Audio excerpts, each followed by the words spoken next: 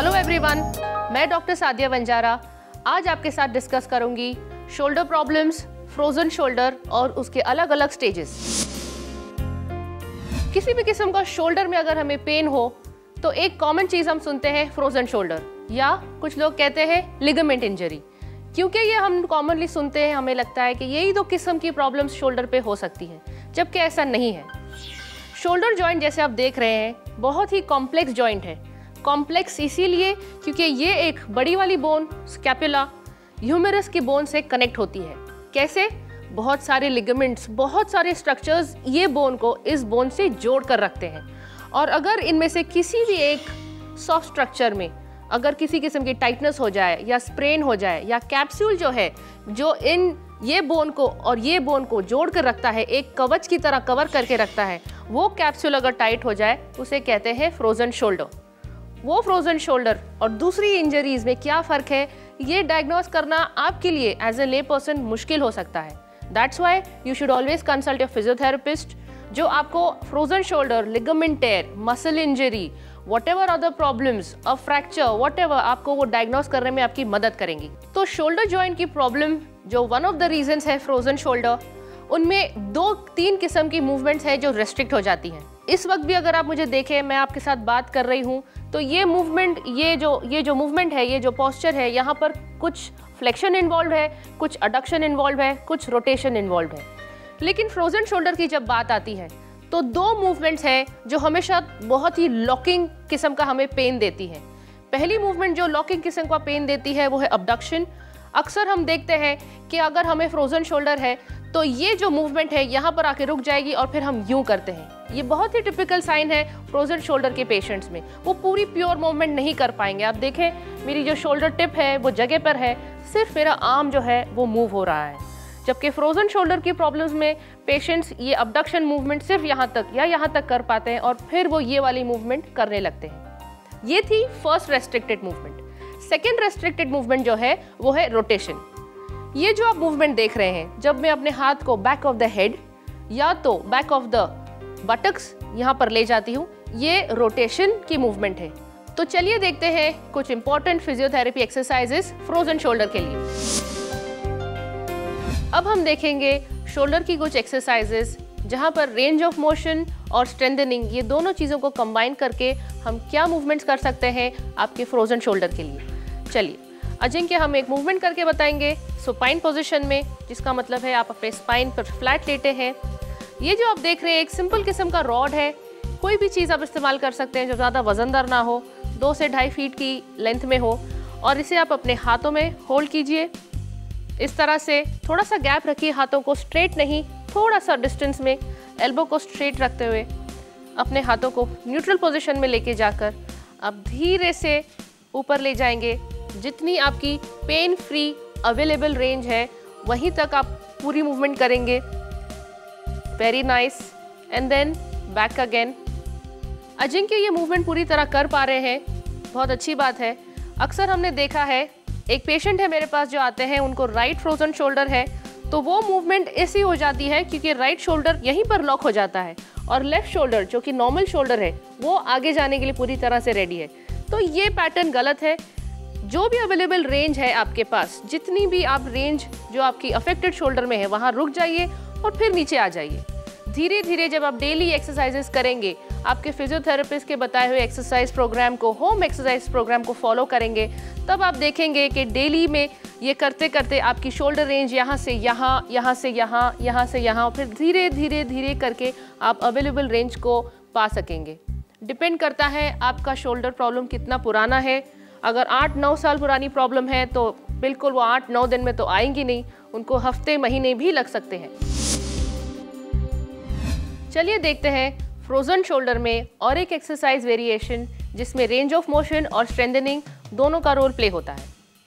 Sleeping abduction जो movement है, आप लाइंग डाउन में वेट्स के साथ बाहर की तरफ अबडक्शन की मूवमेंट करेंगे। जितनी आपकी अवेलेबल रेंज है उतनी रेंज में आप ये मूवमेंट करेंगे।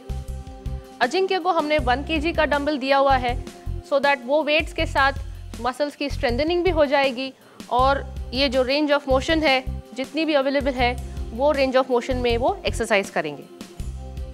ये एक्सरसाइज में दो चीज़ों का मैं आपको एक बताती हूँ बात कि शोल्डर का जो स्कैपुला है, जिस मूवमेंट में स्कैपुला स्टेबलाइज्ड है, यानी कि अजिंक्य की बॉडी वेट और बेड के बीच में स्कैपुला लॉक हो गया है, स्टेबलाइज हो गया है।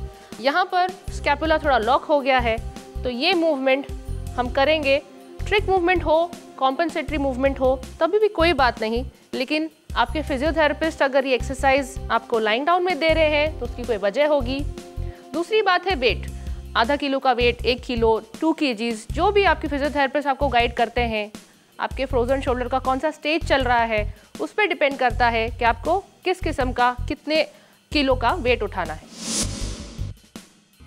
चलिए अब देखते हैं rotation exercises, external and internal rotation shoulder joint पे हम कैसे कर सकते हैं।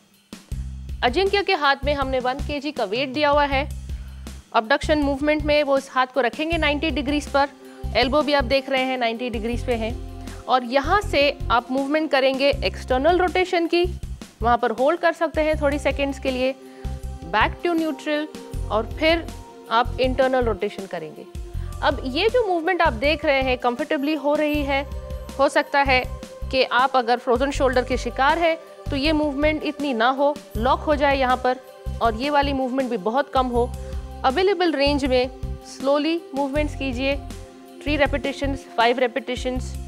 और एक चीज़ आप कर सकते हैं, यहाँ पर शोल्डर पर आप हीट पैड या किसी किस्म का मॉइस्ट पैक वो लेते हुए आप मूवमेंट कर सकते हैं, उसमें भी काफ़ी फ़ायदा हो सकता है।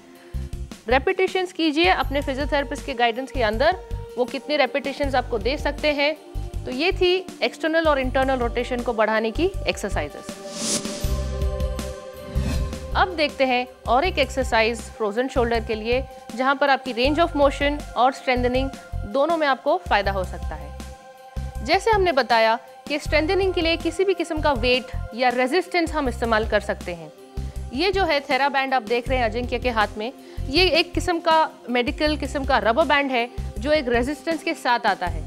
तो वो रेजिस्टेंस के खिलाफ जब आप एक रबर बैंड को खींचने के लिए आपको ताकत की ज़रूरत होती है, उसी तरह से ये रेजिस्टेंस वाले बैंड को खींचने के लिए आपकी शोल्डर मसल्स का कॉन्ट्रैक्शन होगा, उनकी स्ट्रेंथनिंग होगी, और साइमल्टेनियसली आपकी रेंज ऑफ मोशन भी आपको मिलेगी। अजिंक्य हमें मूवमेंट करके बताएंगे। आप स्टार्ट करेंगे न्यूट्रल पोजिशन से और ऊपर की तरफ ले जाएंगे जो भी आपकी अवेलेबल रेंज है, और फिर जितना हो सके आप अपने शोल्डर्स को स्ट्रेच करेंगे। शोल्डर गर्डल और शोल्डर जॉइंट सारी मसल्स का यहाँ इस्तेमाल होता है। Hold there till 1 2 3 and then come back to neutral. अब होल्ड ना भी करें तो भी कोई बात नहीं, जैसे आपके फिजियोथेरेपिस्ट आपको गाइड करें। रेपिटेशंस आप कर सकते हैं 3 times, 5 times. Very nice, and then be relax. ये जो थेरा बैंड्स हैं ये वेरियस रेजिस्टेंस में मिलते हैं, अलग अलग टाइप की उनकी थिकनेस होती है। आपकी अलग अलग स्टेजेस जो हैं आपके फ्रोजन शोल्डर के, उन स्टेजेस के हिसाब से आप लाइट वेट, हैवी वेट, वो जैसे डंबल्स में हमारे पास 1 kg और 2 kg के रेजिस्टेंस होते हैं, उसी तरह से थेरा बैंड में भी अलग अलग रेजिस्टेंस होते हैं। कौन से स्टेज पर येलो से रेड जो हैवी है, रेड से ब्लू जो ज़्यादा हैवी है, ये सारी चीज़ों की गाइडेंस आपकी फिजियोथेरेपिस्ट आपको अच्छी तरह से बता पाएंगी। चलिए और एक एक्सरसाइज देखते हैं हमारी शोल्डर मसल्स के लिए, रेंज ऑफ मोशन को इंक्रीज करने के लिए और शोल्डर मसल्स की स्ट्रेंथ बढ़ाने के लिए भी।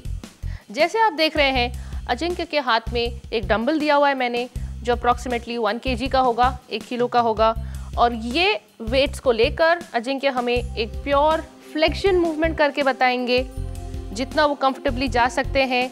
एल्बो को सीधा रखते हुए, अगर एल्बो बेंड हो जाता है तो एल्बो के ऊपर हमारी मूवमेंट आ जाती है और हमें मूवमेंट करनी है शोल्डर की तरफ। तो पूरी रेंज को आप अवेल करें, जितनी अवेलेबल रेंज है उस रेंज में जाकर आप चाहिए तो थोड़ी देर तक होल्ड कर सकते हैं। सपोज फॉर एग्जांपल आपकी अवेलेबल रेंज ये है, आप थोड़ा सा वहाँ होल्ड कीजिए, 1 2 3 4 5। इस पोजीशन में होल्ड करने की इम्पोर्टेंस ये है कि जब आप वो 5 सेकेंड्स के लिए होल्ड करते हैं, उस वक्त तक वेट्स के साथ आपकी शोल्डर मसल्स ग्रेविटी के अगेंस्ट उतनी देर के लिए काम करती हैं, तो उनको एक शॉर्ट डोज ऑफ स्ट्रेंथनिंग का मिल जाता है, वो उसकी इम्पोर्टेंस है। और फिर आप नीचे लीजिए, काउंट करने के बाद जितनी रेपिटेशंस आप करना चाहें अपने फिजियोथेरेपिस्ट के एक्सरसाइज प्रोग्राम के साथ, ये उस पर डिपेंड करता है। तो ये थी आपकी shoulder flexion exercises with the weights to increase your range of motion and increase the strength. तो अब आपने देखा फिजियोथेरेपी की कुछ एक्सरसाइजेस जिनसे आपकी रेंज ऑफ मोशन बढ़ सकती है, आप पेन फ्री हो सकते हैं और आपको डेली एक्टिविटीज़ करने में आसानी हो सकती है। लेकिन ये सारी एक्सरसाइज आपने करनी है एक फिजियोथेरेपिस्ट के गाइडेंस के अंदर, जो आपके लिए ज़्यादा सेफ होगा। For more videos, subscribe to our channel FitWit.